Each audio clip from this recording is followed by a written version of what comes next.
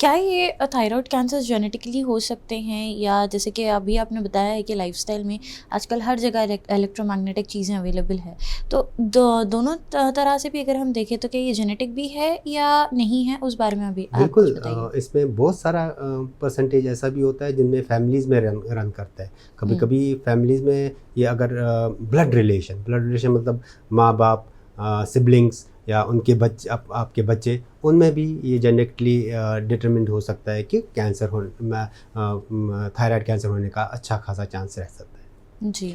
और पोल्यूशन हमेशा, अब हम कंप्यूटर से अभी आप ऑफिस में भी, घर में भी, you are surrounded by electromagnetic radiations, जैसे मैंने अभी बोला किन किन चीज़ें से तो इसलिए अभी चांस है कि पीपल ज़्यादा इफ़ेक्ट हो जाते हैं इलेक्ट्रोमैग्नेटिक रेडिएशन से, और थायराइड कैंसर होने का ज़्यादा चांस रहता है। जी।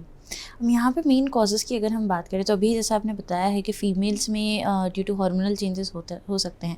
यहाँ पे अगर हम मेल एंड फीमेल दोनों की बात करें तो मेल में क्या ऐसे रीज़न्स है क्या एंड कॉजेज़ हैं जिसकी वजह से उनमें थायराइड कैंसर नज़र आता है, और साथ ही में फीमेल्स का भी अगर हम डिटेल में बात करें तो उनमें और क्या-क्या वजूहत नज़र आती हैं? मेन हार्मोनल चेंज रहती है, सिर्फ़ क्योंकि फीमेल में इसलिए हार्मोनल। क्योंकि इसके लिए हम देखेंगे कि अगर एक मर्द इफेक्ट होता है तो उसके बरक्स 2 या 3 फीमेल्स रेशियो में हुँ। इफेक्ट होती है में।